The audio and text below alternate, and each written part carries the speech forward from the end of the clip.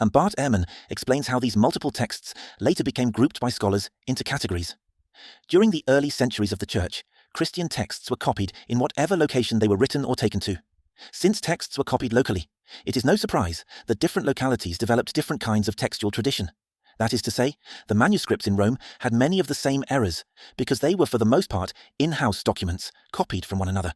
They were not influenced much by manuscripts being copied in Palestine, and those in Palestine took on their own characteristics, which were not the same as those found in a place like Alexandria, Egypt. Moreover, in the early centuries of the Church, some locales had better scribes than others.